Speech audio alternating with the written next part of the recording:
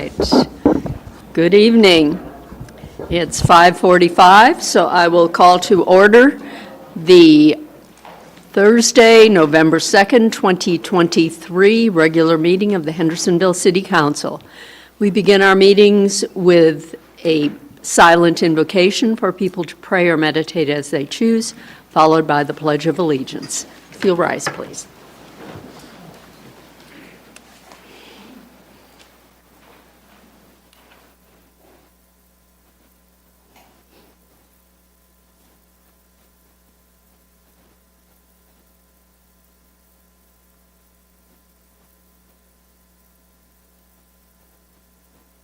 Join me in the pledge.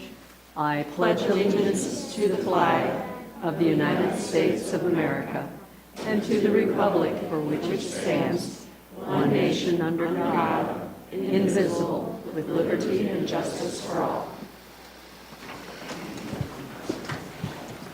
Thank you. We start with public comment. We have three people signed up here. I have one digital comment. Is there anyone online seeking recognition to speak during public comment time? Madam Mayor, there are 3 hands raised. Say 2 people? 3 people, okay. Try to keep it under 3 minutes, please. Preferably 2, but we'll give you 3. When I call your name, if you will come to the microphone, give your name and your address for the clerk's record. First of all, Tom Appleby.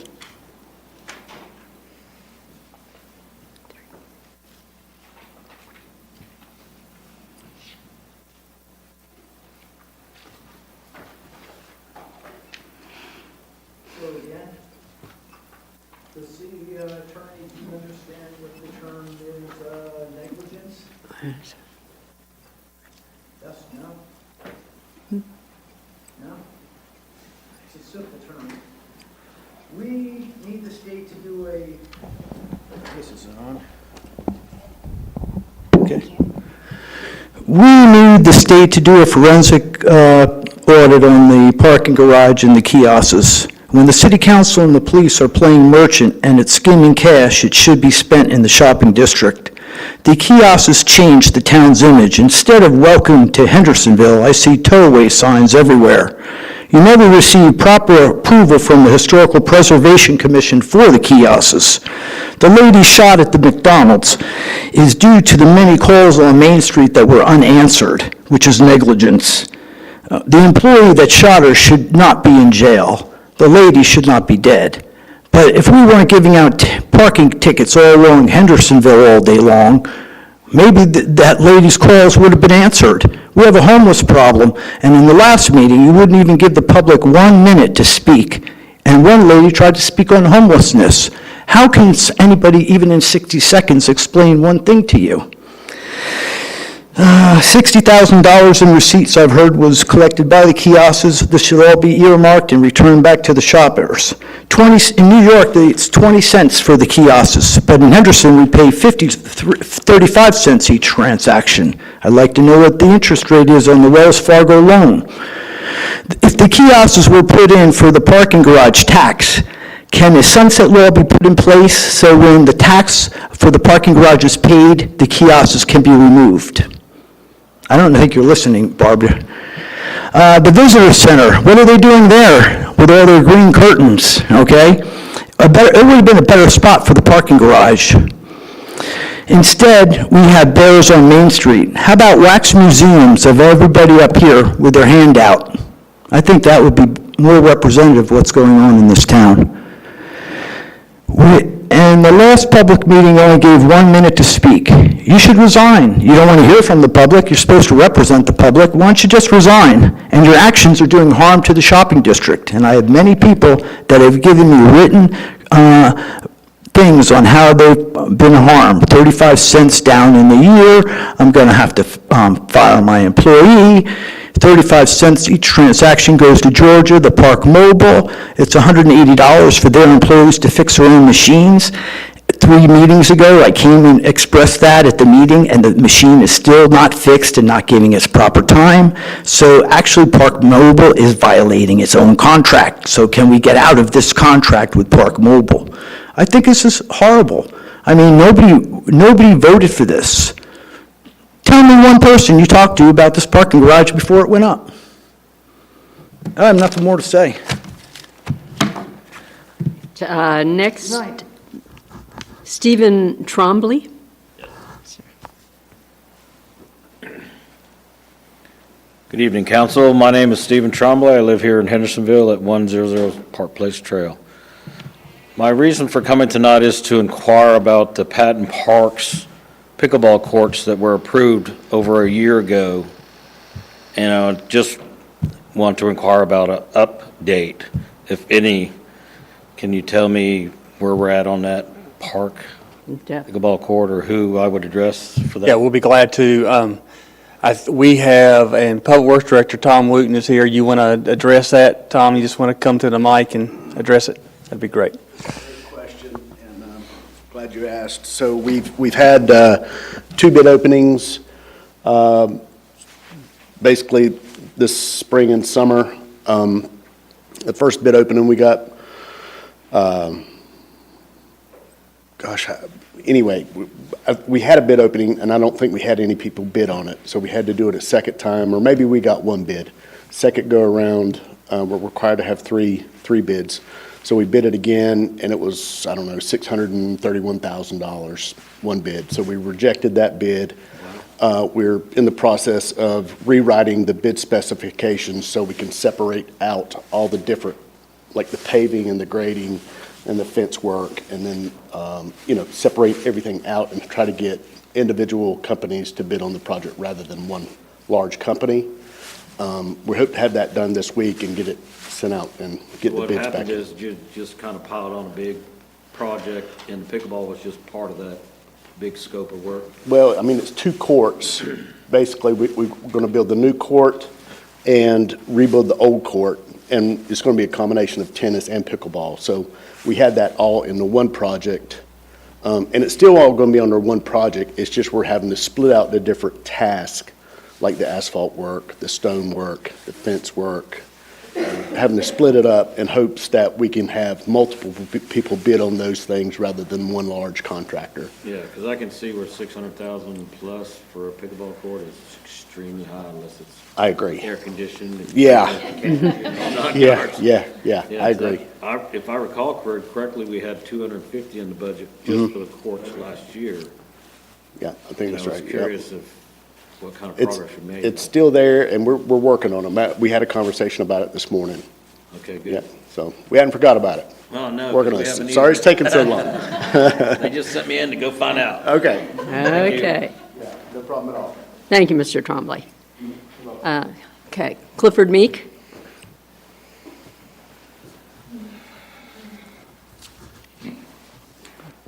Thank you, Mayor, Council.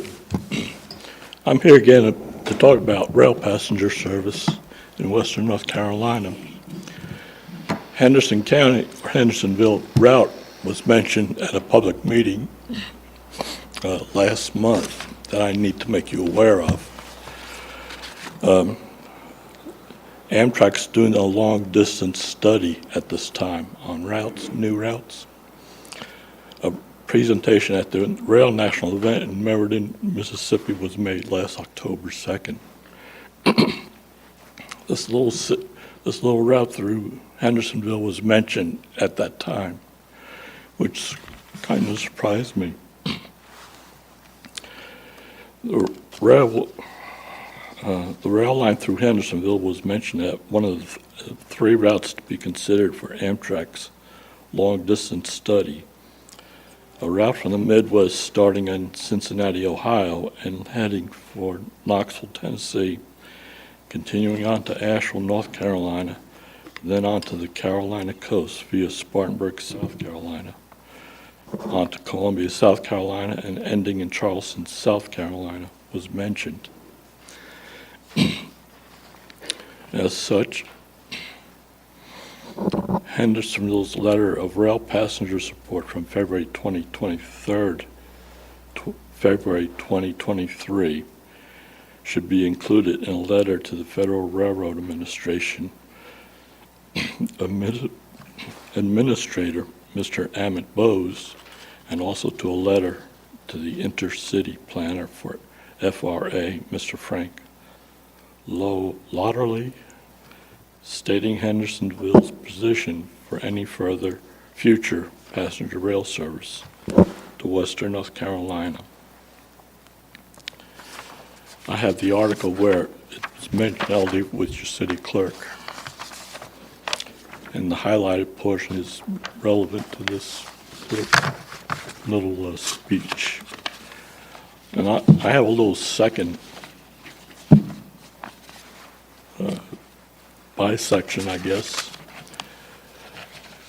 I live down in Lenox Park on Wilkins Street, and I noticed several streets that are going to be crossing the Coosa Trail do not have sidewalks. I'd like for the city to take a little count of how many streets don't have sidewalks that will be crossing this Coosa Trail and look into a sidewalk bond to address that problem.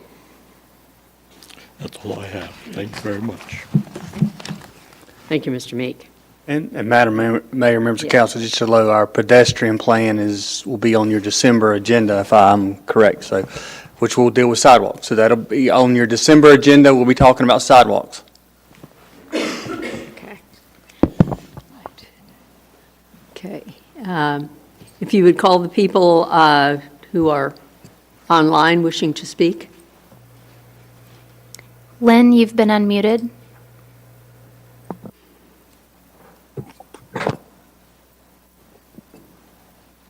Lynn Williams, Chadwick Avenue. My concerns, of course, are always for the protection of trees, rivers, wildlife, agricultural land, and our community and natural resources. Thank you for your time today. Concern regarding the appointment of a new council member. I asked for transparency during this process and an opportunity for public feedback, whether it be a straw poll or a public forum or a vote. Speaking with previous council member Mary Jo Paget at the Hendersonville Tree Board meeting, I believe she is a very strong candidate for appointment. She is an active member of the city boards and has a valuable member and has previously had a valuable membership on this very own Hendersonville City Council. Her concern for history is a unique and critical asset to her many qualifications.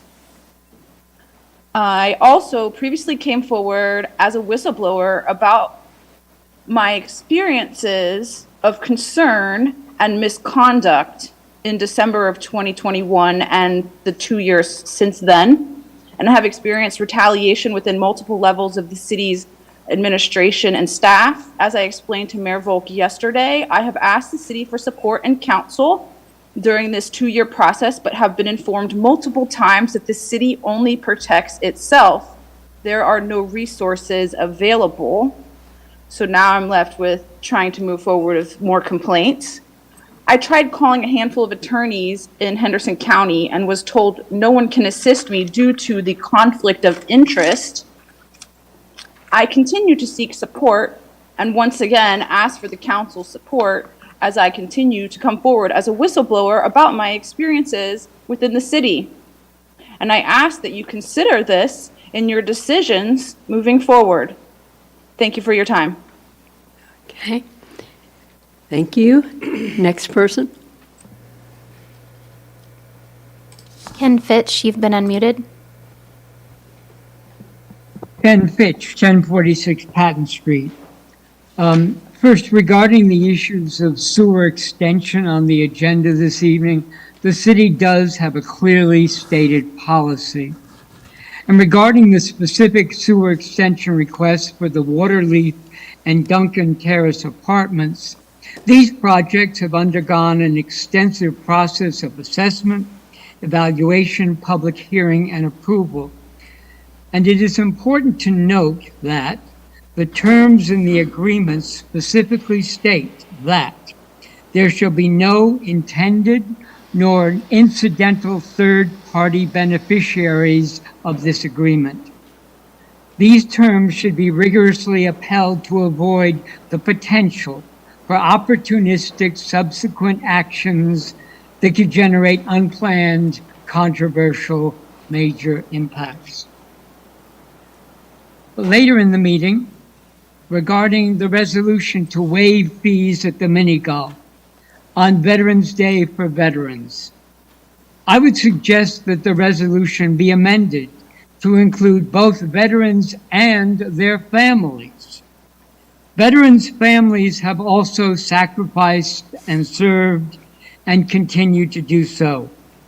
In this park that has been renewed as a place for family gathering and activity, it is appropriate that veterans and their families can gather together on this day of honor, appreciation, and celebration, so that even the youngest family members, children, grandchildren, and great-grandchildren who may not yet understand the full measure of service experience here that their family members were and are indeed very special people.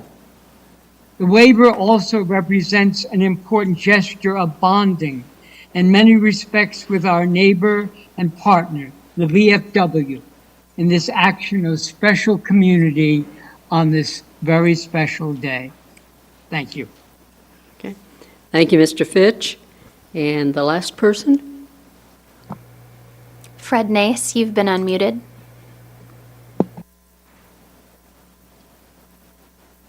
Good evening. It's not often that City Council has to fill a vacated seat.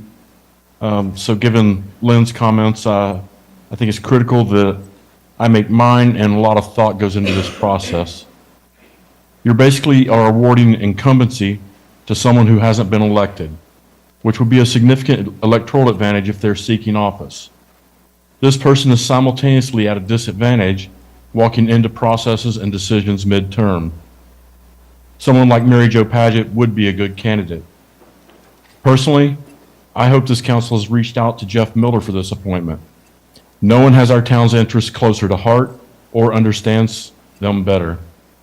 He brings 2 terms of great experience when he demonstrated fantastic leadership.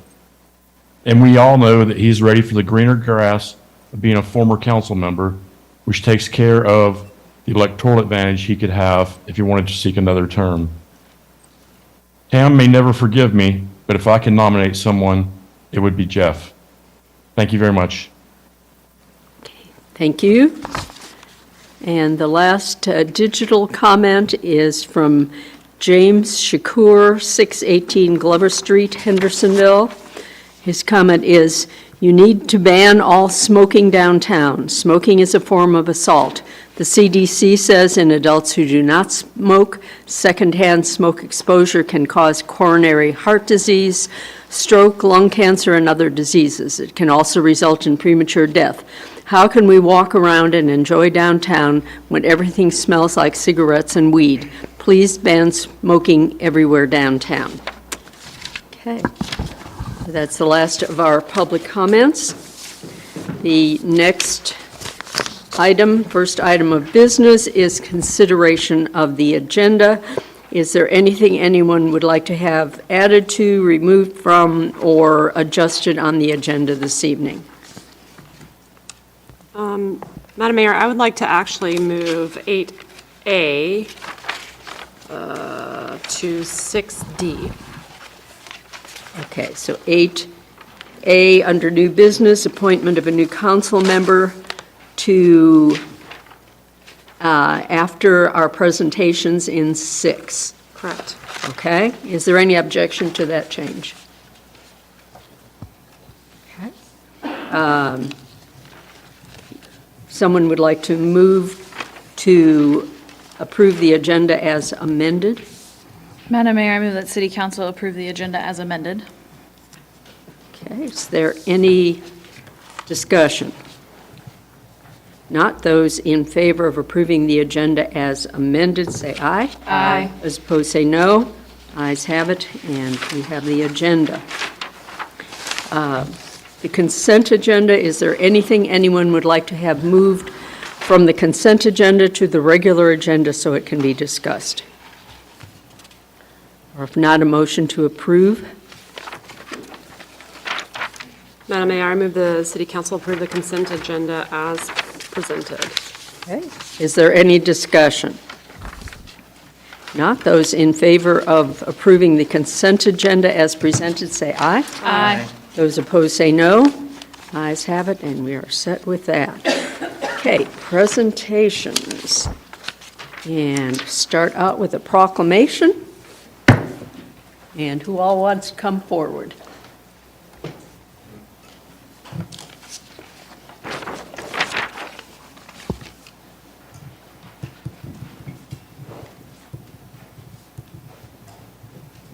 Come on, right up in front of me. Okay, all right. Well, we'd like to have a special guest too. I was just trying to bring out someone with better looks. All right, this is a proclamation. Whereas the month of November is designated as National Homeless Youth Awareness Month, as declared by the U.S. House and Senate in 2007, renewed in 2021, and serves as an outlet to increase public awareness of the ongoing issue occurring in every city across the United States. And whereas the nation's public schools report between 4.2 million homeless students, 700,000 of which are unaccompanied grades pre-K through 12.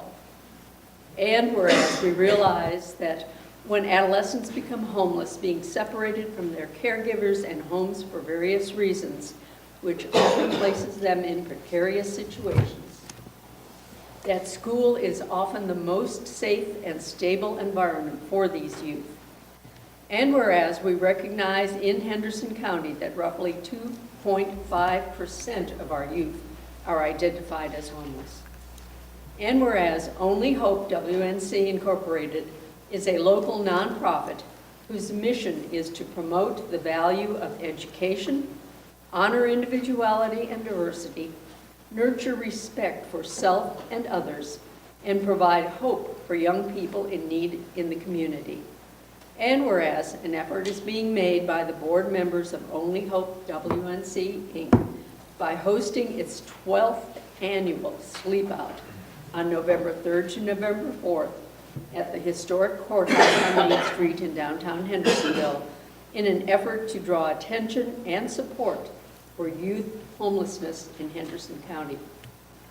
Now therefore, the City Council of the City of Hendersonville does hereby proclaim the month of November 2023 as Homeless Youth Awareness Month in the City of Hendersonville, and applaud the efforts of those who serve and help fight youth homelessness in Henderson County. Congratulations. Michael, would you like to say something and introduce your special guest? Hold this. I'm going to let her say her official title. I am the 2023 Carolina Stunning Star North Carolina State Ambassador. And so one of her projects is actually youth homelessness, so she has chose Only Hope as her charity. And it's called Kenzie's Honey Hive Helpers, and her focus is the younger population of youth homelessness. And as this is our 12th event, we are actually proud to actually even announce this is our official announcement of expansion. We have our plans drawn up for 4 additional houses to expand our bed capacity to 36 beds for youth and single parent families. So we appreciate y'all's support. Okay, thank you.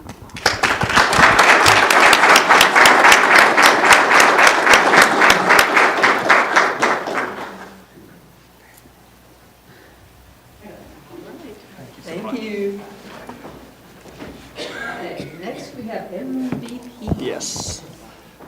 Mayor Volk, members of City Council, members of the audience, and the public online.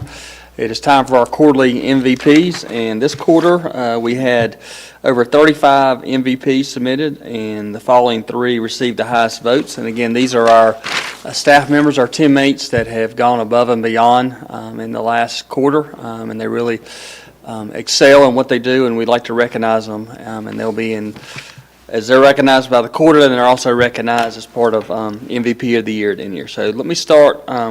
We have two nominations from the fire department. I think Greg Willis is the only one here, so I'll ask Chief Miller and Greg to come forward. And Allison, if you'll cue that video from Pat's School of Dance that we have of Greg, that would be great. Just kidding. Just kidding. Greg looks pretty good in Dixie Duke shorts, by the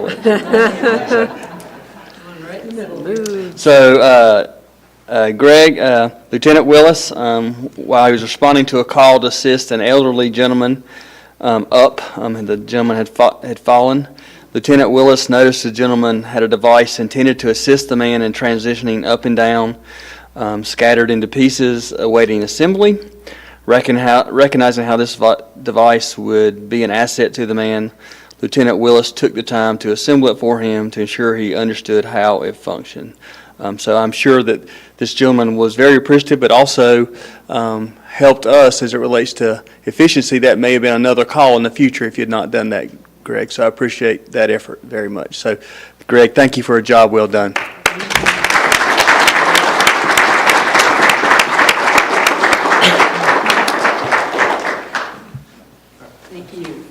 Well done. And Lieutenant Baker is not here, but would like to recognize him. This is from a resident directly. Chief Miller, I'm a city resident writing to express gratitude for Lieutenant Dylan Baker on your team. My smoke detectors went haywire a couple of weeks ago, and crews from the city came out to resolve the issue. I appreciated that. I called the city today to talk to someone to help me understand what happened so I could prevent it from happening in the future. I got a call back from Lieutenant Baker, who left me a message saying he'd love to talk to me about my smoke detectors. Love to talk to me about my smoke detectors? Wow. Man, oh man, he was incredibly helpful. He walked me through a number of issues, and when he discovered that I currently have no working smoke detectors at the house, he offered to come out to put the one up. I promised to put up a smoke detector immediately, and I forgot to put it up. But alas, 5 hours later, Lieutenant Baker called to check on my smoke detector. And when I admitted that I hadn't followed through, he gave me 10 minutes and he'd be at my door. I put up my smoke detector. So I'd like to recognize Dylan for a job well done and taking care of our residents.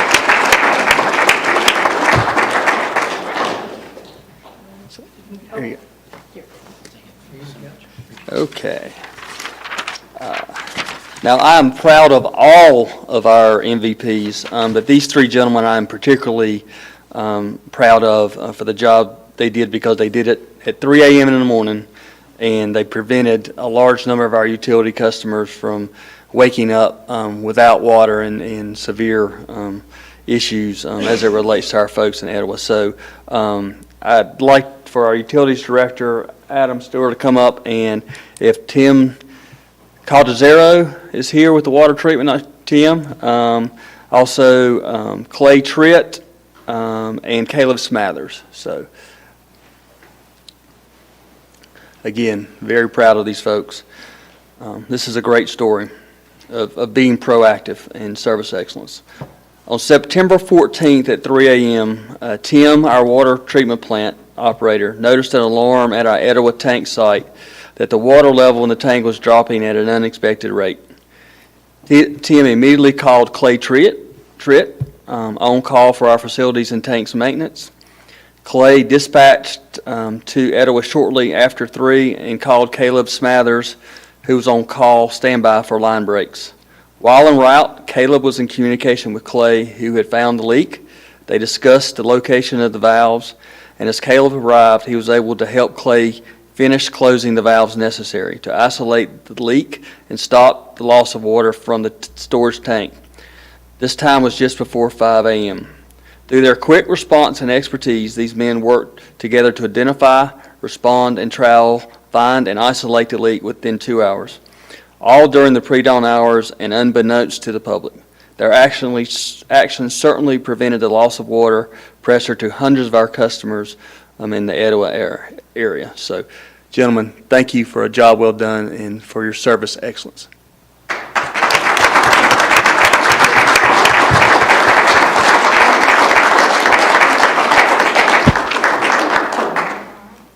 And Gil does not, I'll let you take that. Hey, yeah. Thank you. Thank you all. That was definitely a team effort. Like to see that in the city. Thank you. All right, we have one more presentation. And that is Environmental Services Update.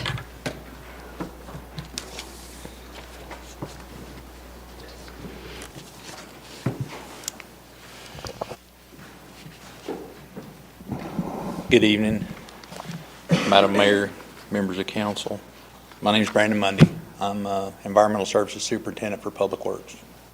We're going to go over a few updates in environmental for you.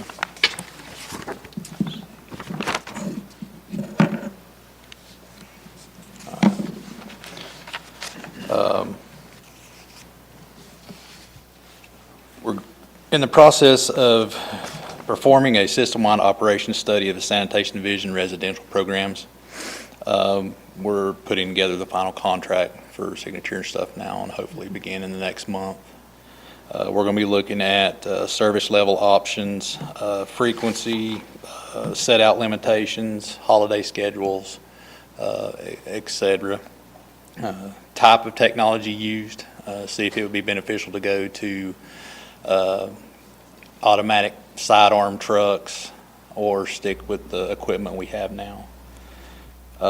Service fees for the select services. They're going to be looking at the garbage recycling rates, brush and leaf collection, bulky items to make sure we are aligned with all the other municipalities of our same size around us.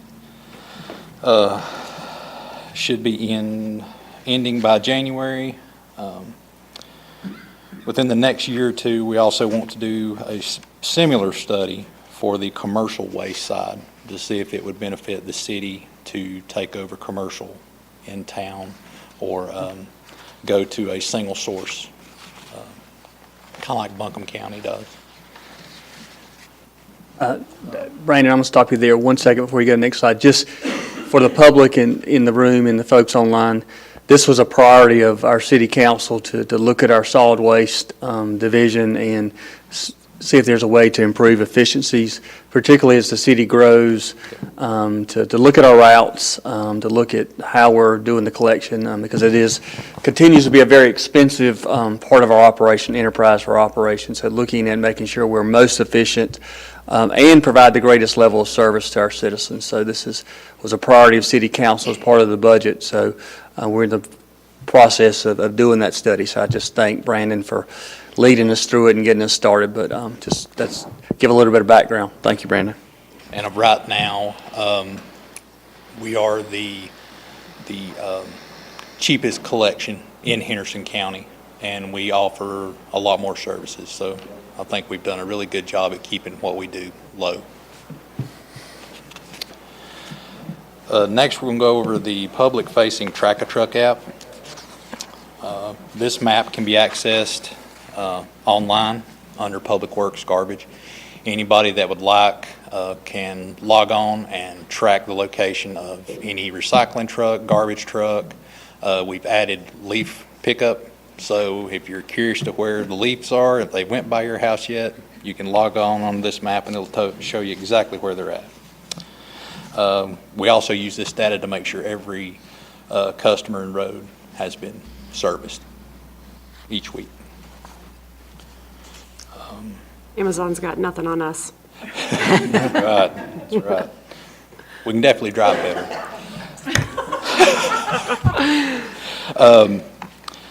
We're also going to do a brush collection pilot program. Brandon, go back to that slide just a minute so the public can see. So you can go on and see in real time where the solid waste trucks are to determine if your can has been missed, then you could call us, but if not, you will know where the truck is related to those routes.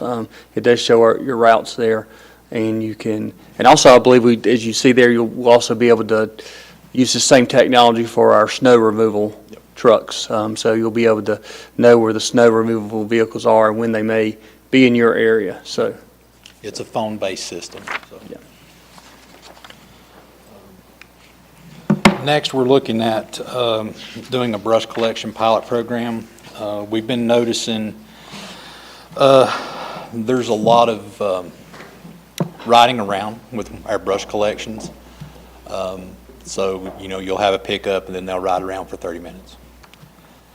Riding around looking for piles. Looking for piles. Just to be clear about that. Anyway, we're looking at altering our brush pickup program to reduce fuel cost, operation expenses for environmental services. This will help us reduce our carbon footprint by reducing unnecessary emissions. It also helps with the staff shortage we have right now by freeing up a driver to fill in where we need them. This is what we were looking at. This is our Verizon tracking app that we have on all the trucks. The green dots are the truck moving, running. Red is the truck stopped, unloading, brush pile, and stuff of that nature. And if you look below some of the green dots, there's yellow dots, that's actual pickups.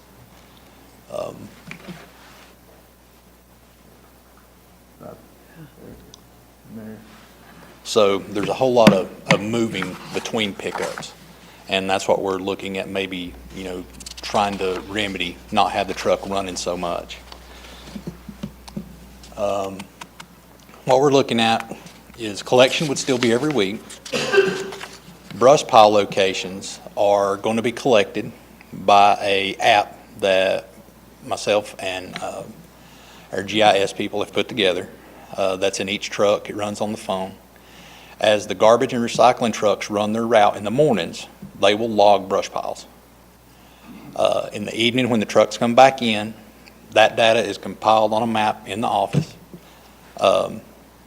The 3 drivers that we have that can operate our 3 brush trucks will gather that data and go out and collect brush at that time.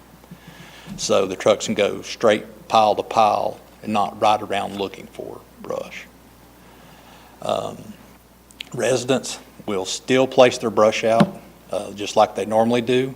They can do it, at the beginning of the week or on their pickup day. It will still be picked up every week. It just may not be on their actual trash pickup route. If they would wish, residents can call to have their brush pile placed on the collection map. It's called Public Works.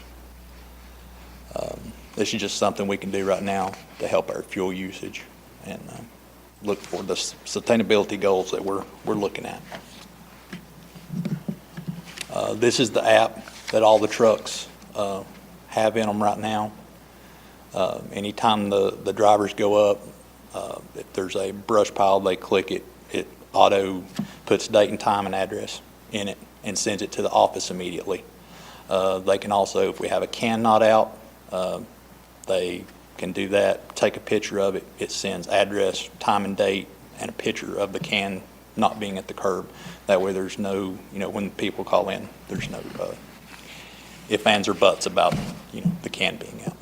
They'll also track trash outside, non-bag, damaged cans, contaminated recycling, which was big for our sustainability person. They want to be able to track contaminated recycling. And we've been running this now for a week and had really good feedback on it. This right here is what the front office sees. This is what comes to them. This was a missed can. It'll show address and a picture. Like I said, now it auto-populates the collection time, and they can put in address and comment. And Brandon, I think theoretically, or maybe reality, you correct me, like if they see a damaged can, and we mark it, then that goes on a list for our folks to go back and fix proactively versus waiting for somebody to call. I assume that's how that works. Damaged cans, bulky item pickup, trash, beside the road, all that can be reported through the app. And then our office will make work orders. And then when the guys come in, the 3 guys that can do brush will run and do brush, and everybody else gets the other trucks and will go do all the other work orders, pickups, special pickups and stuff.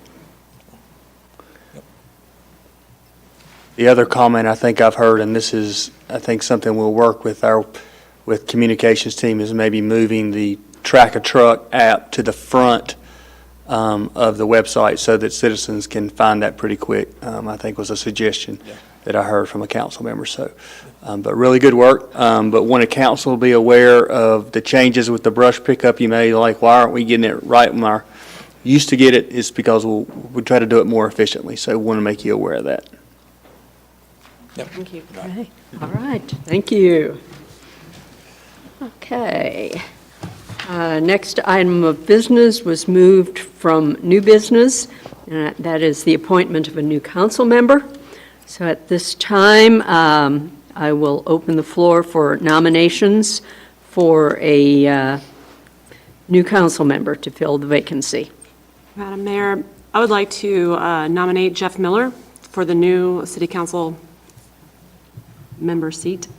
Okay. Jeff Miller has been nominated. Are there further nominations? Yes, Madam Mayor, I would like to nominate Mary Jo Patton. Okay. Paget. Yeah, Mary Jo Paget has been nominated. Are there further nominations? Okay, if not, the way this is done, according to Robert's Rules of Order, is we vote in the order in which they were nominated. The first person who has a majority vote is then elected, and it is not necessary to do any further votes. Jeff Miller has been nominated for the vacancy on City Council. All those in favor of Jeff Miller say aye. Aye. Aye. Those opposed say no. No. Okay, vote is 3-1. That is a majority. Jeff Miller has been elected for the vacancy on City Council. Mr. Miller, you are here. Would you like to come up and be sworn in?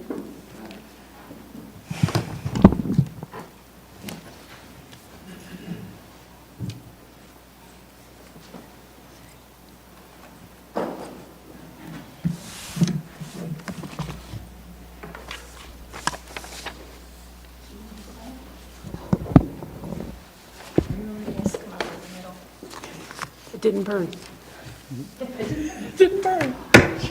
Okay, I'm going to read it to you, and then you'll just answer with a will. Yes, ma'am.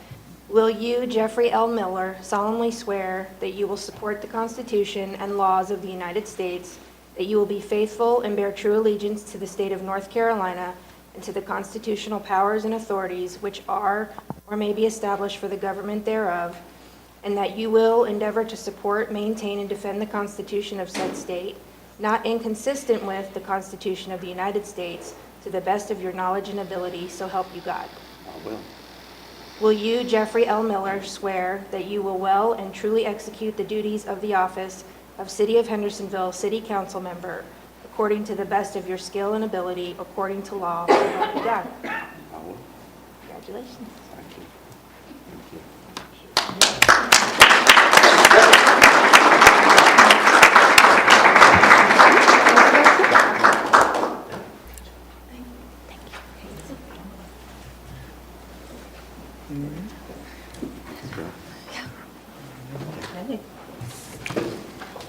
Welcome back.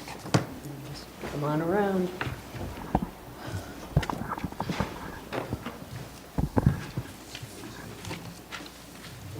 Madam Mayor, may I have a Yes, couple you may. words?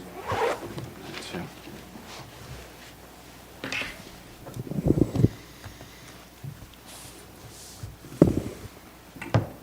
First, I'd like to thank the mayor and council for the confidence. I will do my best not to let you down. It's a short role. And I want to pledge the fact that I will not run for this seat when the time's up, nor will I run for any other seat when the time's up.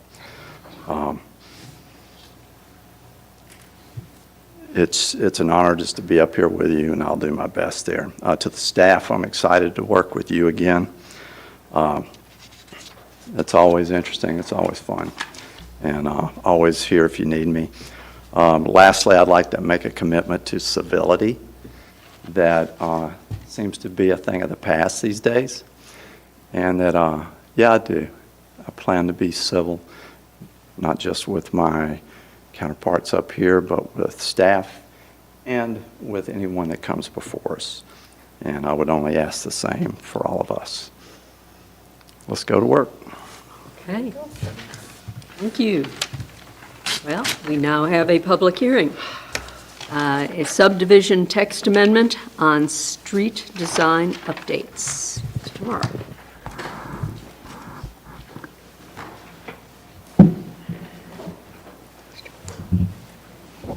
Good evening, Madam Mayor, members of City Council.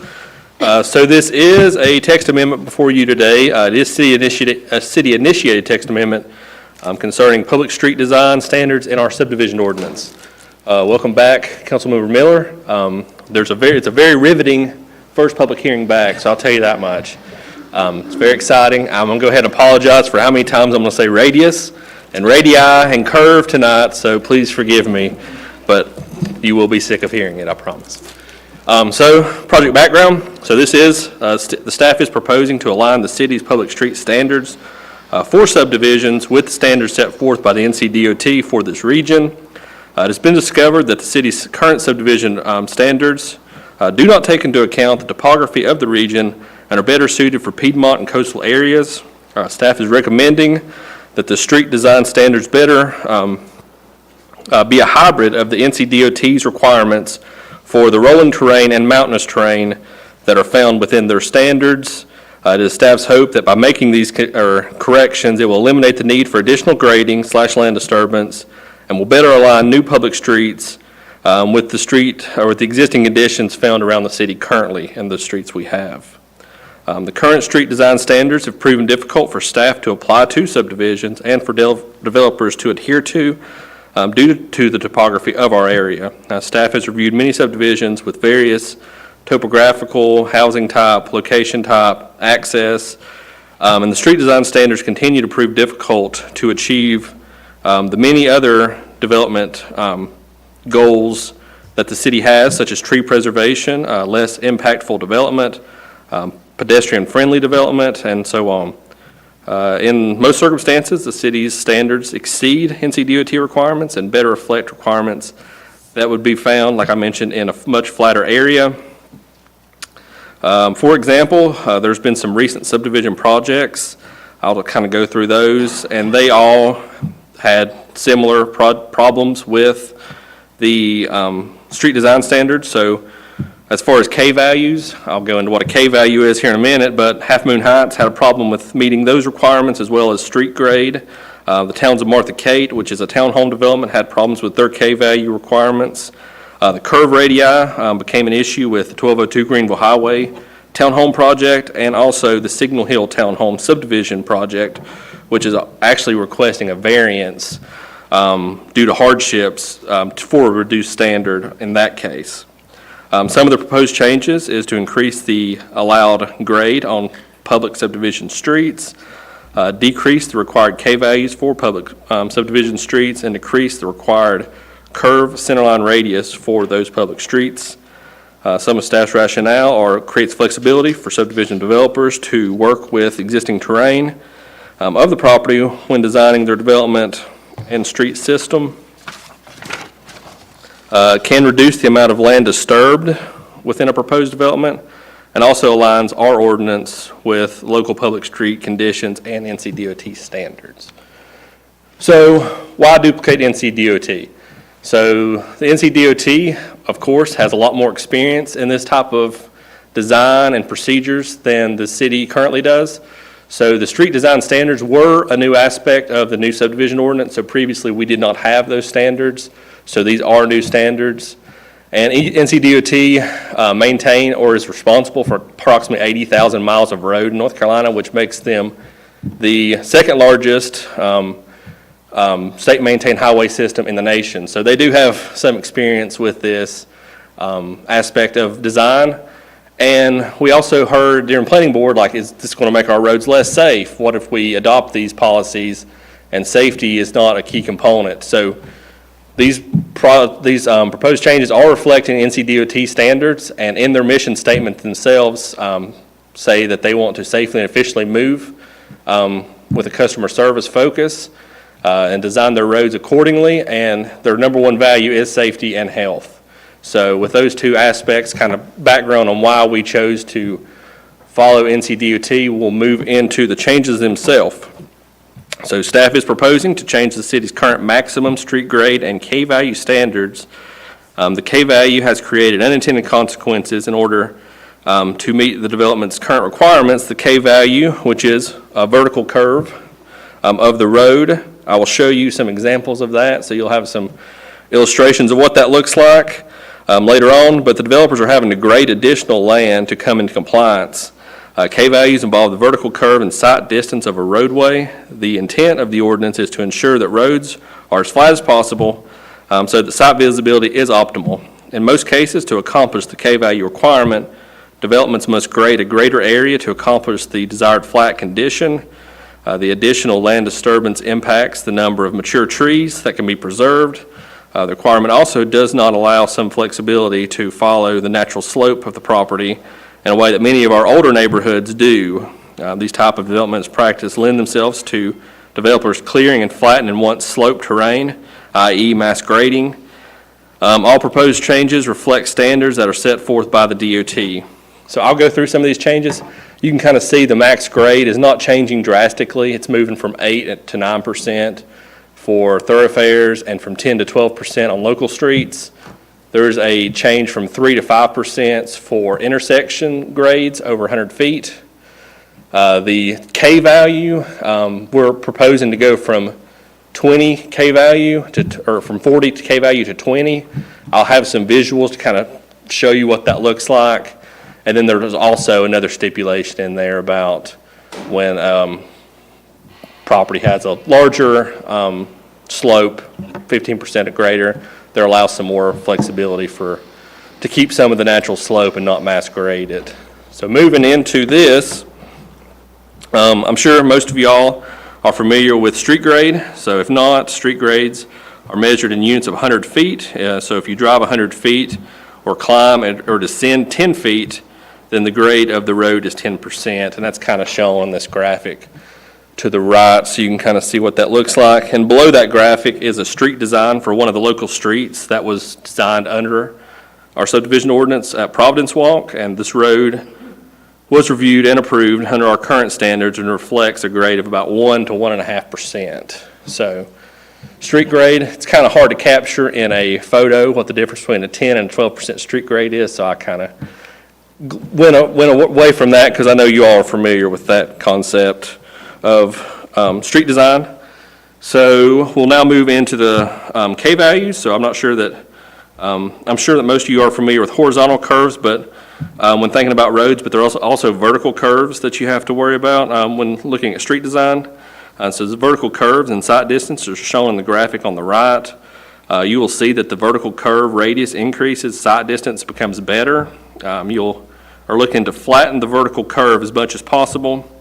As I mentioned, the intent of the current ordinance was to ensure that roads were as flat as possible so that sight visibility was optimal. In most cases, to accomplish this K value in this region requires that a lot more grading occur. And then the scientific definition of what a K value is over on the left side. So getting into the examples. So this, like I mentioned, our current ordinance requires a K value of 40. So this is from the Cantrell Hills development. It is Silverthorne Court, and as you can tell, it's pretty flat, especially for our area. There is a slight rise right here in the road, but for this area, we would definitely consider this to be a flat road. So this is 50, our current ordinance is 40. This is what 40 looks like. This is Laurel Lane from Providence Walk. You can kind of see that it does dip down and then rise again as it goes towards North Main. But generally speaking, I think we would still consider this a fairly flat road. So this is from an older development. So this is from the Wolf Chase development. It was developed, I think, back in the 90s or late 80s. And this is a street with a K value of the curve or vertical curves of about 10. Going through this text amendment and looking through old subdivision plats, 10 was historically what was used, it appears, especially on the subdivisions through the 80s and 90s at least. So as you can see, this road does work with the natural terrain a little bit more than the other ones do. You can even see a car down there at the bottom and kind of see what the sight distance from the top to the bottom is. But what staff is proposing is actually more than this, so it's really a mix between this and what was shown previously. So we are proposing 20 to be the proposed text amendment. So we're now going to move from vertical curves to horizontal curves. So staff is proposing that we include center line into the language so it's clear where it's actually being measured from. Our language doesn't currently have that. And we've received several different measurements. Some go along the curbing, and then some use the center line. We felt the center line was more reflective and also reflects DOT standards. As I mentioned earlier, the design standards that are current ordinance were placed in the ordinance with good intentions, but have created unforeseen issues. For example, the road radius requirement for horizontal curves in a subdivision is 150 feet. This requirement greatly broadens the curves and makes them easier to navigate due to it not having sharper curves. The intention of this requirement was to make the road safer by making it easier to navigate. However, staff have found out that through conversations with DOT, internally with staff, and through research that the increased radii can increase speeding through the streets and create an unsafe pedestrian environment. The wider radius of the curve requires more land disturbance to accommodate the broader curve, which requires more grading to occur, which could impact mature trees, preservation, and other environmental aspects. The proposed 90-foot centerline radius reflects NCDOT mountainous standards, as well as Henderson County's Land Development Code for private subdivision streets standards. And we're also proposing to align the thoroughfare standards as well. So what is a curve radius and how is it determined? Centerline radius means that the curvature of the street, which is measured from a fixed point at the center line of the curve of the street to the street center line. The photo on the bottom right is an illustration of how centerline radius is measured. The photo in the middle shows the difference between the city's current standards and the proposed standards. As you'll see, there's a lot more land disturbance that must occur to accommodate the 150 radius rather than the 90-foot radius, and we will go into what those actually look like in practice. So this is Town Place. This is off Greenville Highway. It is an older development.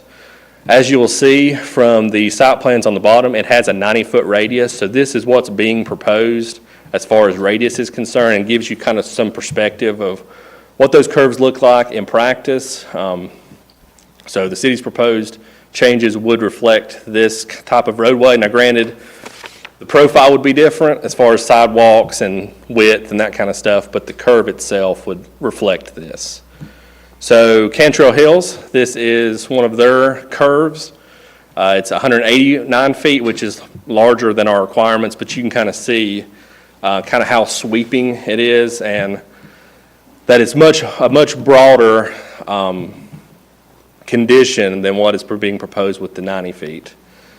Wolf Chase, here's another road in Wolf Chase. It's got a 90-foot radius. You can kind of see the same thing. It's not steep or sharp by any means. It is gradual, but it is a lesser standard than what we currently have. So we did receive some feedback during the planning board meeting about not creating hazardous conditions and trying not to replicate problematic roads that are within our city. And Chadwick Avenue was one of the roads that was brought up as a problem for the steep curve that it does have. So it is currently listed in our comprehensive plan as a local street, but could potentially be reclassified due to the traffic volume to maybe a minor thoroughfare. Either way, I found an old right-of-way map and was able to pull the radius of Chadwick Avenue to see what the actual radius is, and it's approximately like 61 feet. So it's actually less than even our local street standard, and would be much less than our minor thoroughfare standard. So we would not be proposing to build any new subdivision streets that reflect the condition out at Chadwick Avenue. So kind of, we've seen what we're proposing.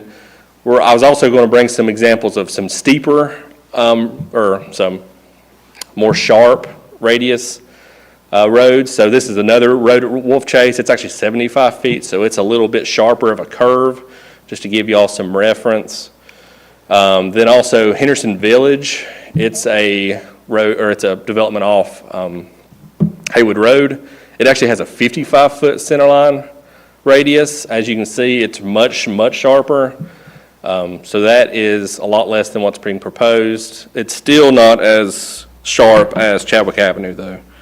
So the Legislative Committee reviewed this proposal at the October 2nd meeting. There were 3 members in attendance. Committee members discussed the proposed changes with staff and the reasoning behind the changes. The Legislative Committee had general consensus supporting the proposed text amendment. The Planning Board reviewed this text amendment at their October 12th meeting and unanimously recommended approval.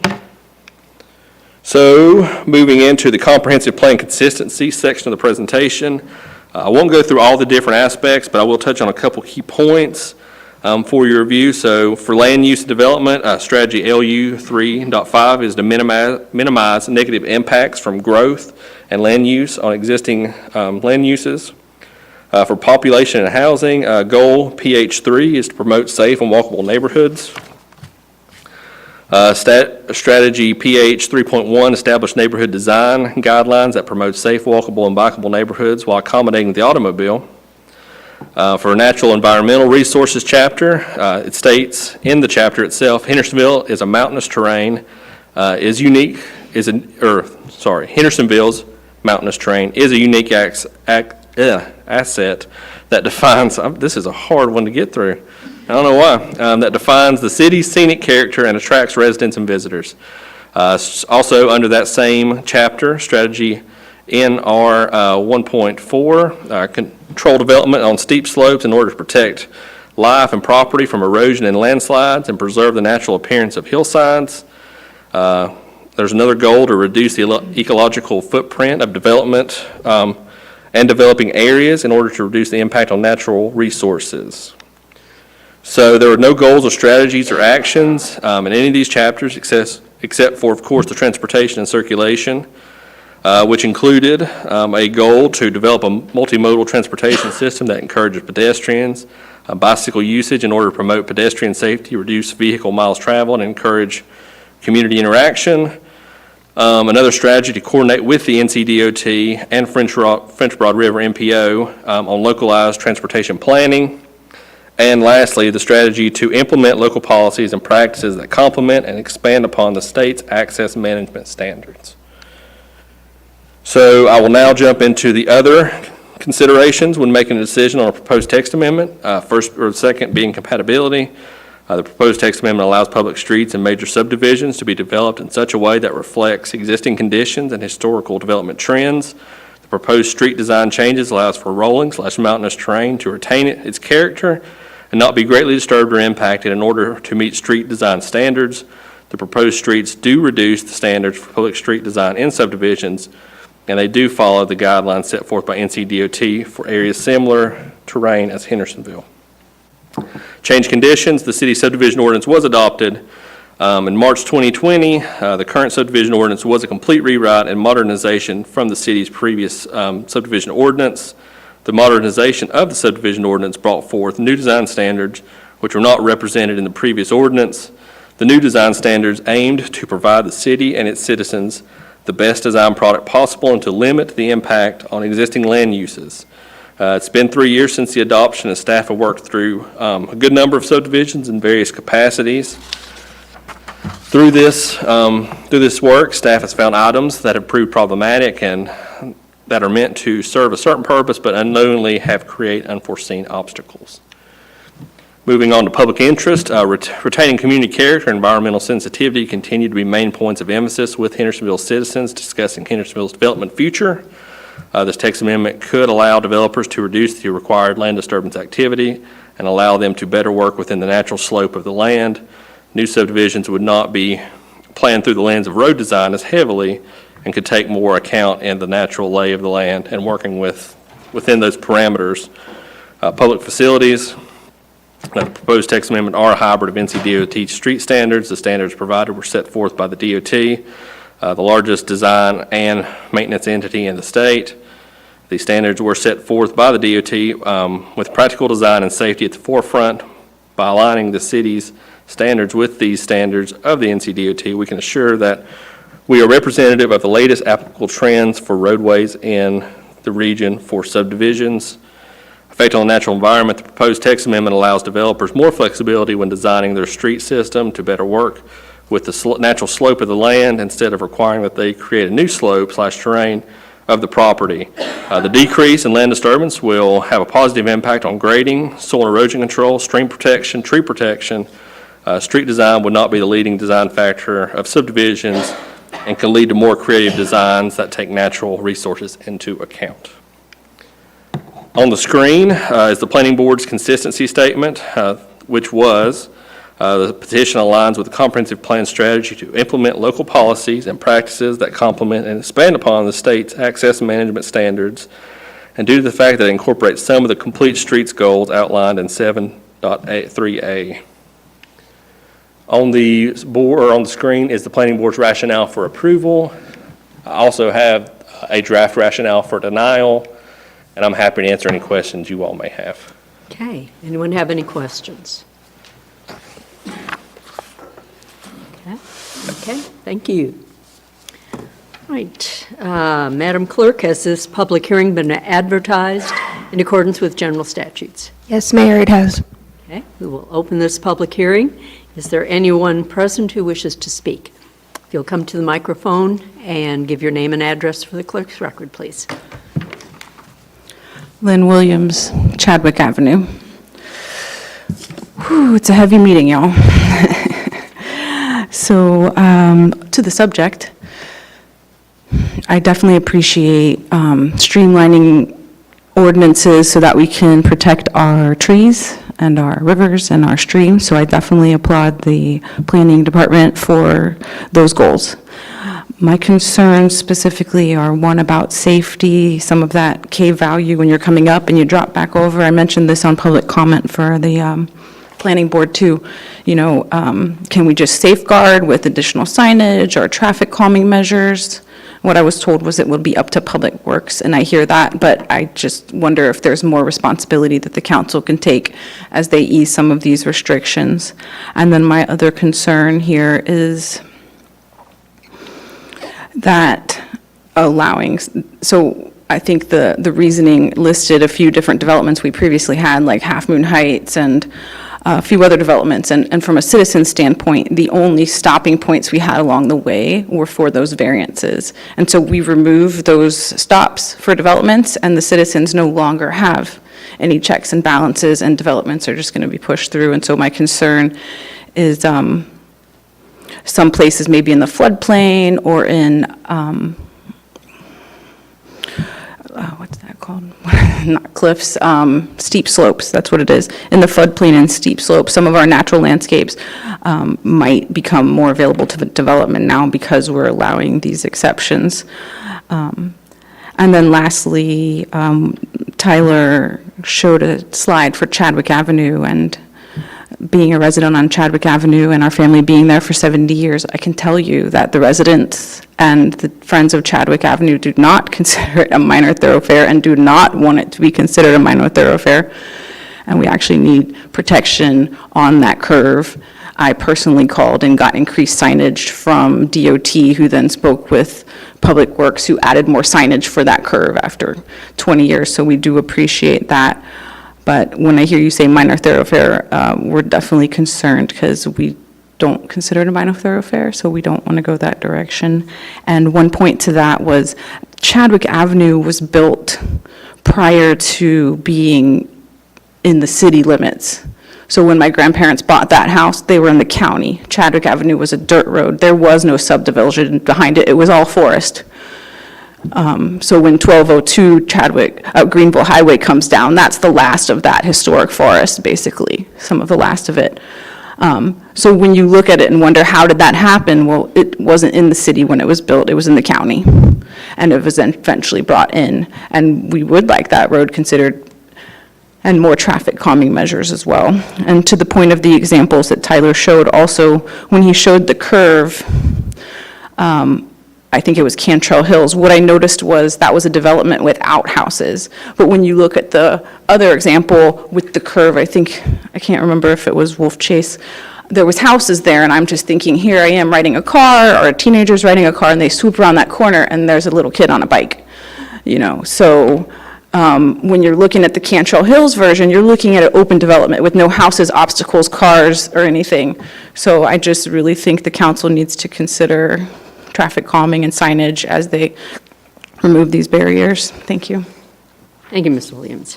Is there anyone else here who wishes to speak? Anyone who wishes to speak? Is there anyone online seeking recognition? No, Madam Mayor. No? Okay. In that case, we'll close this public hearing. Council, discussion or a motion?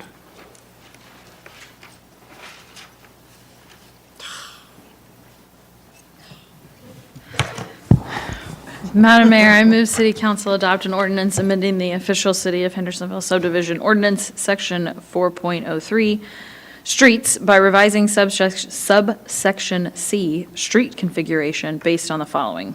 1, the petition is found to be consistent with the City of Hendersonville 2030 Comprehensive Plan based on the information from the staff analysis and the public hearing, and because the petition aligns with the Comprehensive Plan strategy to implement local policies and practices that complement and expand upon the state's access management standards, Strategy TC 3.3, and because it incorporates some of the complete street goals outlined in Figure 7.3A. We find this petition, in conjunction with the recommendations presented by staff, to be reasonable and in the public interest based on the information from the staff analysis and the public hearing, and because the proposed text amendment creates flexibility for subdivision developers to work with the existing terrain and slope of the property when designing their development and public street system. The proposed text amendment has the potential to reduce the amount of land disturbed within a proposed subdivision, which could decrease environmental impacts, and the proposed text amendment aligns the ordinance with existing local public street conditions and NCDOT standards. Is there any discussion? Not. Those in favor of the subdivision text amendment, say aye. Aye. Those opposed, say no. Ayes have it. Okay. And I think the question of safety is something that always is considered with the local streets. So. All right, next item of new business, a request by Rotary Club of Hendersonville to place American flags on Main Street. Mayor Volk, members of City Council, I'd like to invite Carolyn Killian and Fritz Becker up to make a presentation. Okay. Mayor Volk, members of the City Council, my name is Fritz Becker. I am the co-chairman of the Community Services Committee of the Hendersonville Rotary Club, and I'm here along with our club president, Carolyn Killian, to present a proposal for permission for the Hendersonville Rotary Club to place a number of approximately 12 by 18-inch flags in the raised flower beds along Main Street. Apologize in advance. I had my eyes dilated about 3 hours ago, and I have prepared remarks, and you have a summary of what I'm going to try and tell you.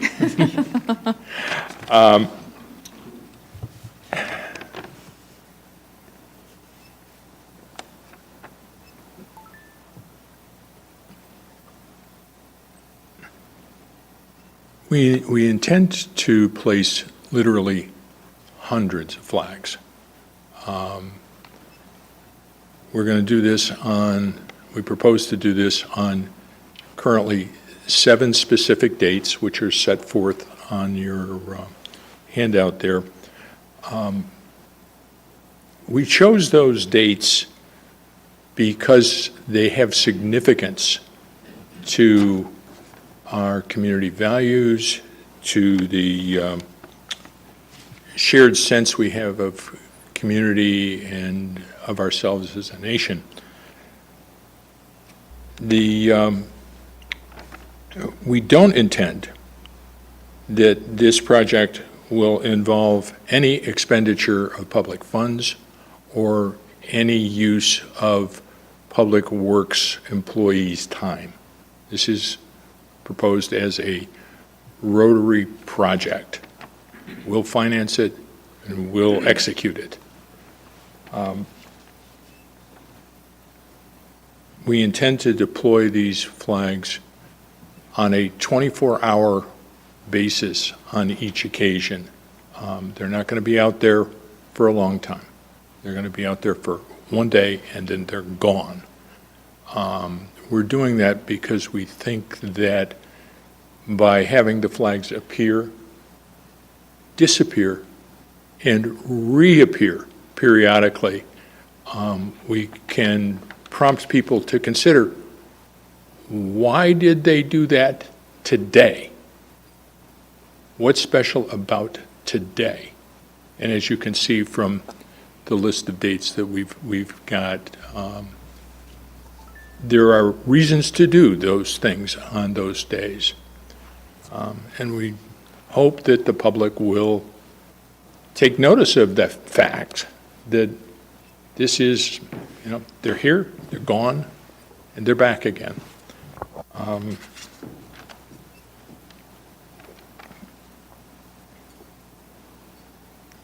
As time goes on and we get a better sense of the finances and the labor commitment on our part, as this goes on, we would like to have more dates. We'd like to have more flags. We'd like to have more locations, but basically centered on the commercial center of the city. If there are any questions, I'd be happy to try and answer them. Okay. That's- Any questions? Anything? Yeah, we're set to go on Veterans Day. That's our goal, and it's also our goal to do this on into the future, not just for 1 year, not for 23, 24, but 23 on into certainly as long as I'm around.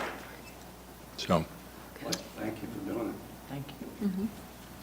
That's it, folks. Okay. All right. Is there any discussion or a motion? And please note the dates on the handout that we received. Madam Making Mayor, I the move motion. that the city council approve the placement of American flags along Main Street on Memorial Day, 4th of July, Veterans Day, Election Day, and Martin Luther King Day.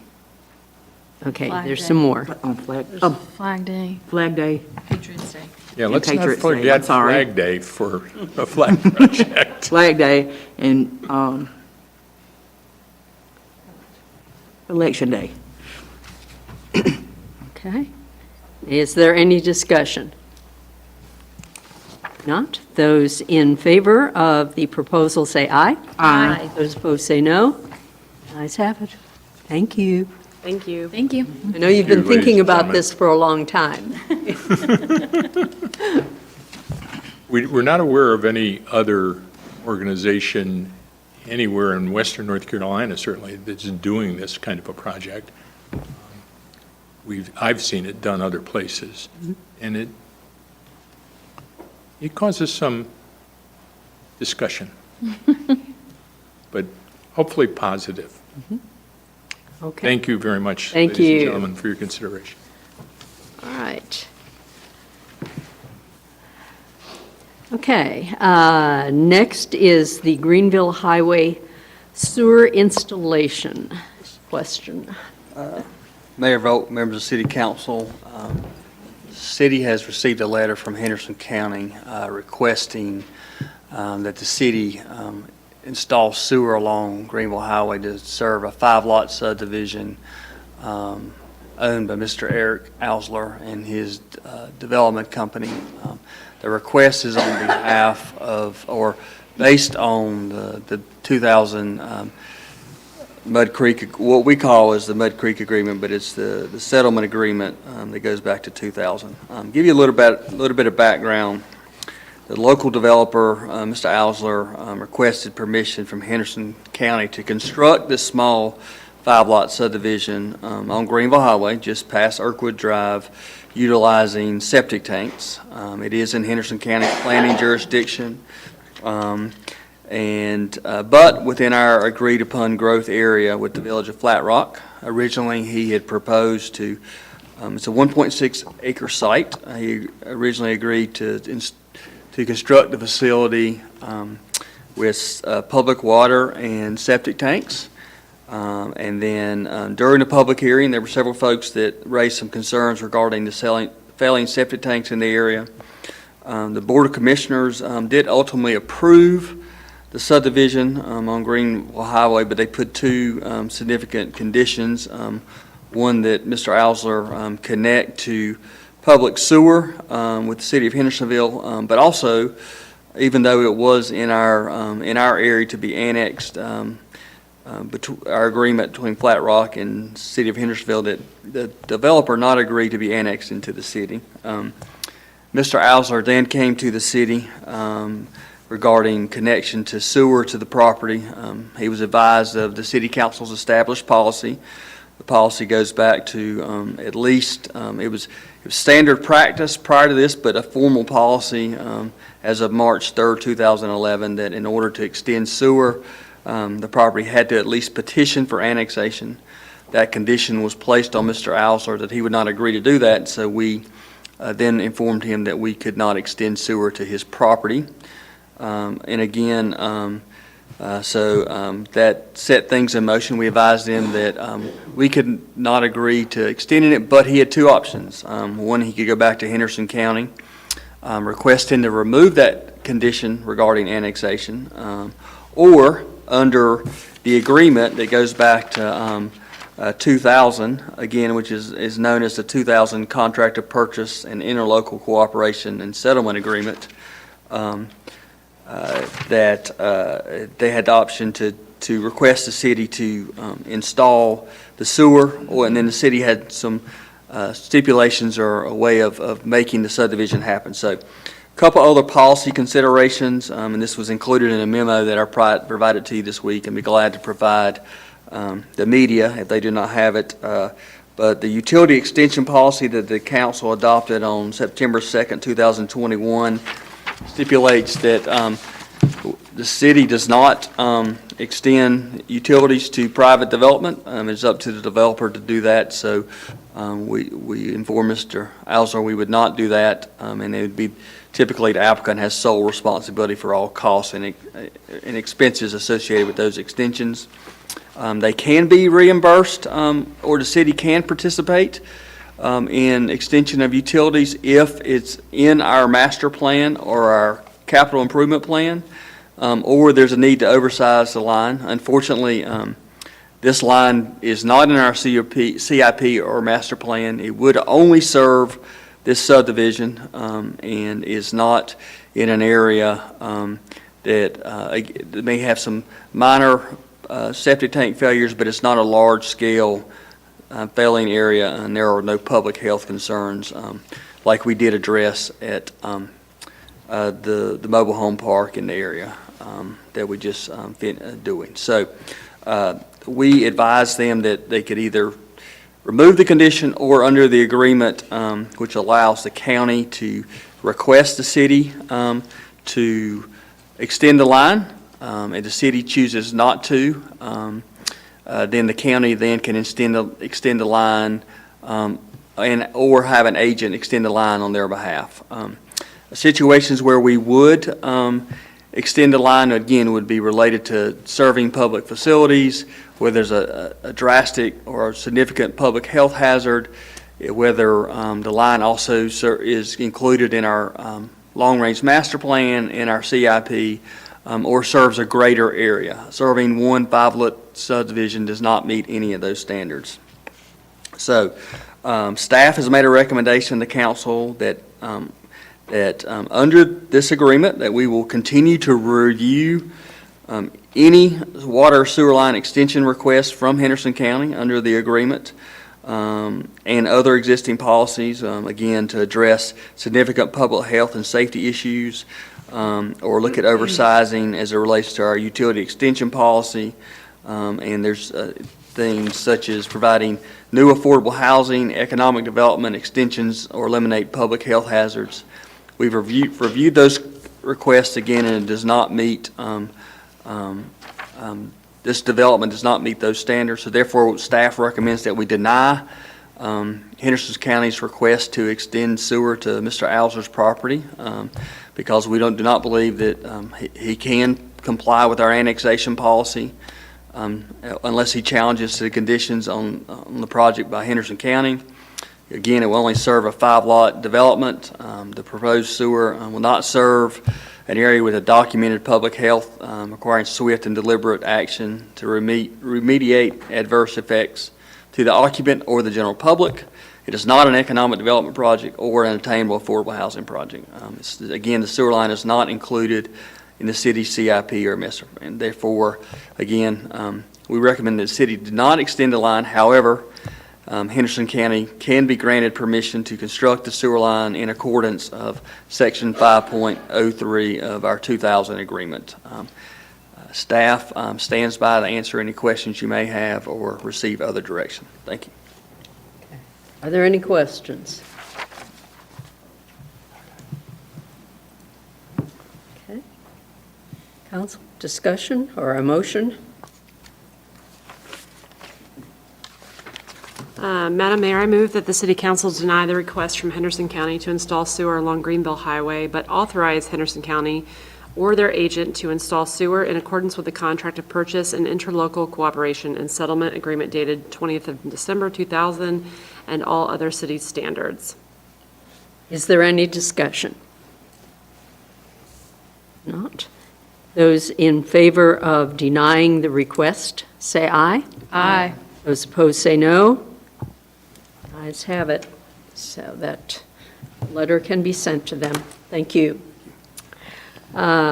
Next, acceptance of a $100,000 grant for the development of an affordable housing strategic plan. Okay, Mr. Holland. Wait, Ms. Speaker. Yes, good evening, Madam Mayor, members of council. Good news. We, of course, are all familiar with the variety of challenges we have in our community now with affordable housing. Post-pandemic, we've seen just a dramatic increase in the challenges around housing affordability. This effort to further explore strategic plan on affordable housing was initiated by Ms. Beaker, and she and I began looking at some of those issues and opportunities last spring. Dogwood, the Dogwood Trust, as one of, I think there are 5 areas of focus, has housing affordability and affordable housing right there. They have a vice chair whose primary goal is to look at that in the region. And so started interacting with them, went through a 2-round grant application. And we're fortunately successful. We have received a $100,000 grant from the Dogwood Trust, and we, in that grant request or grant application, laid out a desire to pursue very specifically, I'll call it an in the weeds. And I say that because we're about to go through our comprehensive plan, which is no doubt going to have some level of recommendations around affordable housing and even some strategies. But we know that as we move forward on the back end of the comprehensive plan to address the wicked problem, to use a John Connet reference, of affordable housing in the community, that we're going to need some more detailed strategic guidance. And that is the goal of this grant. Next steps would be the development and refinement, we're already developing, but refinement of an RFP to pursue a consultant that we would engage with to develop this plan. And I would look to be in the world of putting an RFP out in the next couple of months and looking at consultant in the new year. So, any questions for me about any of that? Yes. Do you anticipate that the actual contract is going to cost a full $100,000? I do not know. I asked for more money, just so you know. And Dogwood did have some experience with studies in other communities. I advocated that we felt that there might be some opportunity for us to do more than what I had said was we don't want to, just do a Bowen study for our community. We want to take it beyond that. We want to really look at,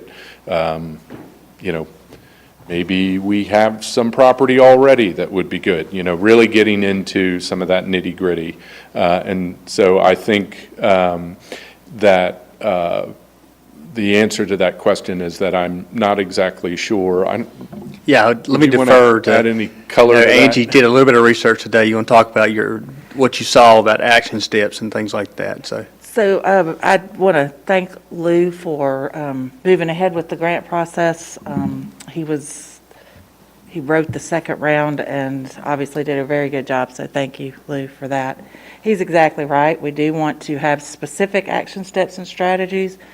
I feel like it could take that much, but if it doesn't, then we could, as long as we're using it in furtherance of the master plan, I think we'll be fine in the grant. So we might be able to then take some of the money and put towards actual implementation of one of the steps that's in there. So the first step is to gather some examples. I had thought about making a repository that I could share with everybody of some examples of strategic plans, so that you all could also look and say what you like and don't like. And then we would put together the RFP and just kind of take it one step at a time. I do believe that heavy public involvement is going to be an aspect of this. And so some of the cost that we are going to incur, we could use some of the money, I think we need a hefty public input budget is what I'm trying to say. And so Allison and I have actually talked about that already, of how much we would ask them to do and how much money we would reserve for our own efforts for the public input process.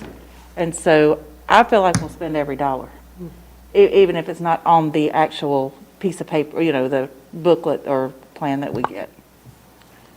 Do you have ideas of how you would like it to be spent? I have a lot of ideas how I would like $100,000 spent on affordable housing, like setting up, a trust or a conservatorship for land. I feel like $100,000 could go really far than somebody pounding out data that we already have. So I would like to be prudent with that $100,000, because if we have $50,000 to be able to put directly into the purchase of land or the purchase of, running infrastructure like we did with Apple Ridge to help actually create an affordable housing project. I get frustrated in government, how you have to spend so much money to then spend more money, and we know what the need is, and the need is now. Actually, it was like 5 years ago. And so it's just, the processes get a little lengthy and expensive. Sure. And so I So, would like to see I- that money spent well. All of those decisions are 100% in city council's hands. I will tell you that I also see it, though, as serving as a basis for if the city council would like to go out for some sort of housing bond, that you do need a substantial plan to make the deal with the public of what they're going to get for their bond dollars. And so I feel like that there could be a lot of return on investment in that plan, but 100%, it's your call. So this is a straight grant, not a matching component? This is a straight grant, yeah, there is no matching component. Right. And the grant dictates that, it's to be used for a plan. I'm sure if we have money and we could go ahead with some implementation, we'd have to get their permission, but I don't know why they would. And I'll just say problem with that that. in the conversations that we had with, it's Sarah Grimes is the vice chair of the affordable housing component of the work that Dogwood does. She actually called and said, "Why are you asking for so much?" And I talked a little bit about some of those second stage actual property development, property acquisition, or obtaining rights on property as being a component of what we were looking to do that was beyond maybe what some of the Bowen studies. So they had done, in a couple of counties, they had done Bowen study-related strategic affordable housing plans, and so they knew what those numbers were. And so when we were talking about what the project might look like here in Hendersonville and in Henderson County, that was one of the components that we sort of pitched that was above and beyond what they'd seen and funded elsewhere. So it at least wouldn't come out of left field for Dogwood to hear that from us as something that we were interested in. So it says for a strategic plan, but you could actually use the money for physical. So what I would say is I think that if the strategic plan pointed to, hey, we see these three things as being very important, and one of them we can act on in a way now, I do believe that they would be open to that discussion. I think we'd have to have the discussion with them, but I think they'd be open to it. And I think there'd be all kinds of ways to use this money, and the reason we did the grant is so we would have some flexibility as we developed the RFP and things. I think another potential is to develop the documents that if you want to do a public-private partnership, there may be some money available also to do some of the due diligence and the pre-development RFP work that may be necessary is another way. So I think we're wide open at this point trying to address affordable housing and for us to get into the game, so to speak, in addition to, like we had a meeting today with the folks with Apple Ridge, and those are 80 units of affordable housing coming along. We've got the CDBG project kicking off, so there's other affordable housing things that we've already started, and this is really going to take it the idea is to take it to the next level versus the low-hanging fruit that we've currently been doing. Have you guys had any discussions with, I know it's been a difficult relationship for a while with the county, to actually do a collaboration with them? Obviously, there's a lot more land. We have utilities. Mm-hmm. Has that really been discussed at all? I think this presents an opportunity for that. I think it also presents an opportunity maybe to talk with the school system, with our medical healthcare providers, with the Economic Development Partnership, the variety of entities that we've had conversations with who've said, hey, affordable housing is a real challenge for all of us. All of those entities have employees that need it. And so I do think there's a real opportunity there. I just think we all need to grow up a bit and put some of this behind us. I know this board would do that, and see if we can at least agree on that piece, because there's no argument about how badly affordable houses, workforce houses, whatever you want to call it, are needed. And I see a whole lot better chance if we could get two boards working together, actually talking about it and accomplishing something.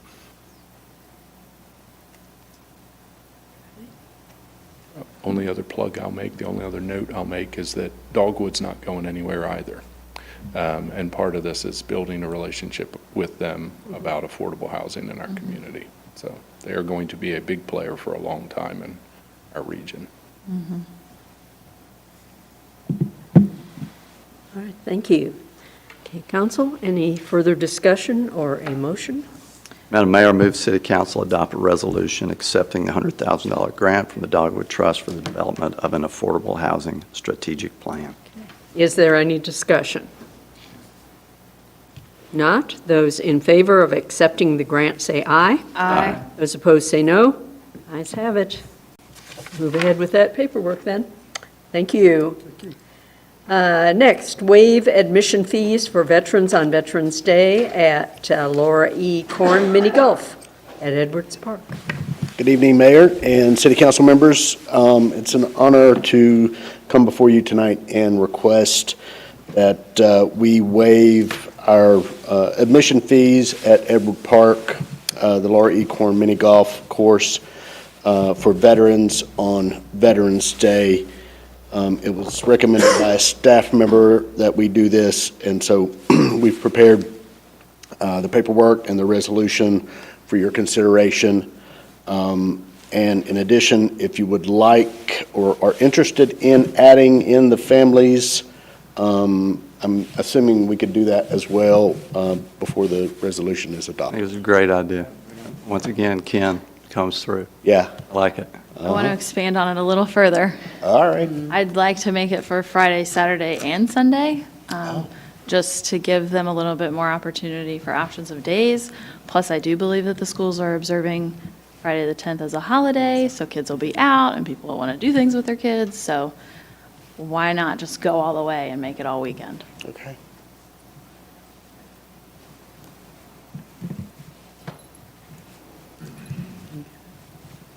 Go for it. Oh. You want to make that motion? You want to make that I motion? already made the longest one. Okay. You came up with all this, you've got it in your head, go with it. Madam Mayor, I move that the City Council adopt a resolution of the City of Hendersonville City Council to waive the admission fees for veterans and their families on Veterans Day weekend, Friday the 10th, Saturday the 11th, and Sunday the 12th at Laura E. Korn Mini Golf at Edwards Park. Is there any further discussion? Not. Those in favor of the resolution say aye. Aye. Those opposed to the resolution say no. Ayes have it. Okay. Thank you very much. Thank you for bringing it to us. Okay, boards and commissions, with the resignation of Mr. Smith, he served on 2 boards, and so we do need to fill his vacant slots, on these committees. So are there any nominations for service on the Water and Sewer Advisory Committee? Either a volunteer or a nomination. Madam Mayor, I nominate Councilmember Hensley for the Water and Sewer Advisory Committee. Are you willing to do that? Yes, ma'am. Okay. Are there further nominations for the Water and Sewer Advisory Committee? Are there any nominations or volunteer to serve on the Parks and Recreation Master Plan Committee? Madam Mayor, I'd like to nominate Jeff Miller. Are you willing to do that? Yes, ma'am. Yes? Yes, ma'am. Okay. Are there further nominations for the Parks and Rec Master Plan Committee?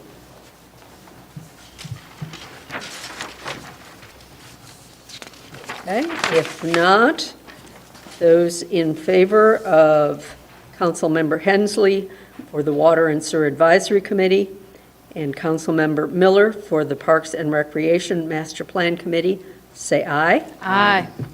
Those opposed say no. Ayes have it. We have those taken care of. Thank you both for your willingness to serve on that. City Manager report. Mayor Vogt, members of City Council, just as a matter of city policy, I believe, yes, our contingency report for October and adjustment report is included in your agenda packet for your information. Also remind City Council that you have a special City Council meeting, welcome back, Jeff, on November the 20th. We have our workshop, normally would have our workshop on the 22nd, which is the day before Thanksgiving, but we've moved that meeting to Monday the 20th at 4 o'clock. It'll be a joint meeting with the Planning Board to go over the comprehensive plan strategies. Our consultant will be in town, and believe if everyone's going to be here, I believe Representative Balcom will also be here to present us a big fat check for $14 million or so as it relates, that was provided to us in the budget for our biosolids project at the wastewater. So we wanted to make sure all the council was going to be here on that night, which I think hopefully 4 o'clock. So we'll have that in your regular workshop meeting on Monday, and then you will not meet on Wednesday night before Thanksgiving. That's all I have. Okay. Thank you. So put that on the calendar. City council comments. I have a couple comments. The first comment is the putt-putt is amazing. So amazing. I'm very sad to say that I lost the putt off to Jennifer, so congratulations, as hard as that is for me to say. But I did take my family back there this past weekend, and I kicked all their butts, so yay me. The lights are great. It's such a joy to see all the people out there playing it and enjoying it, so thank you for all the hard work on that. And then the other two things were I went to 2 events this past Saturday. One was the groundbreaking for the Augusta Trail. I don't know what I expected, but I didn't expect 500 people to be there, but the turnout was really amazing, and so it was just so nice to see all the different facets of the community come together and celebrate that. And then the other one was the dedication of the mural on the old World of Clothing building, which turned out really awesome. If you've not seen it, there's 10 different scenes, 10 different like nature hiking scenes that you can check out, and she did such a good job on that. We've seen you on the news, too. Oh, good. Well, thank you for representing us at those 2 events. Yeah. Okay, any other comments? I have a comment. I actually have requested that we prepare a resolution to honor the sheriff's, Henderson County Sheriff's VIPs, the Volunteers in Partnership Program. They stepped up and helped with the closure on 4th Avenue during Trick or Treat this year, and it was really, really great. I mean, people constantly all week have given us a lot of positive feedback. They felt much safer with their kids being out, and so I just was very grateful that they volunteered to help, and they were so gracious and happy to be out there. And so they have their annual dinner this coming Thursday night, and the sheriff has invited me to come and present this resolution to them. But if you don't mind, I'll go ahead and read it today because I actually love it.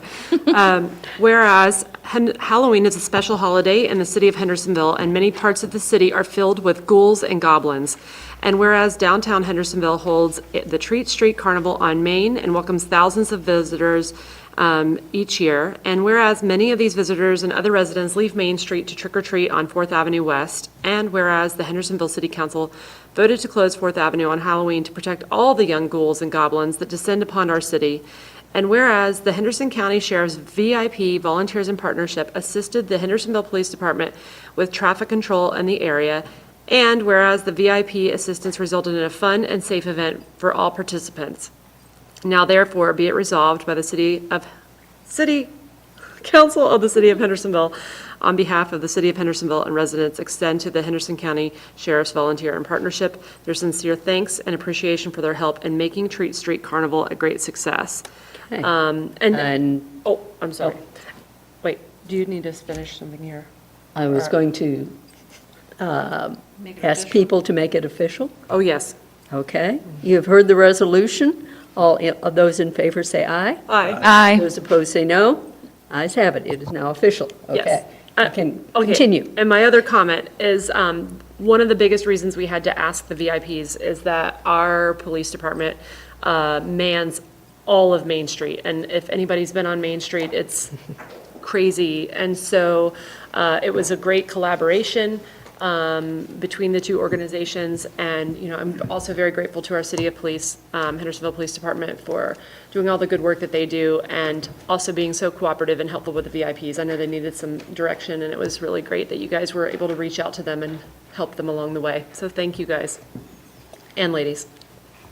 And it was great that they shut all the avenues down this time. I don't know who pulled that off. It was, yeah. It was good, a lot safer. If I may, I'd like to point out that November 9th through the 12th at the Veterans Healing Farm, the Vietnam Traveling Memorial will be there, the wall. And this is a big deal there's so many of these veterans. We take them to D.C. as often as we can to see the wall. But a lot of them, because of Agent Orange, injuries in the war, just time, they can't make that trip. So the wall comes to them, and this thing is incredible. It's open 24/7 for those days. So please go by and support it. Support these veterans that are being honored and remembered by this wall. Thank you. Anyone else? If not, we do not have a closed session tonight. We are at the end of our agenda.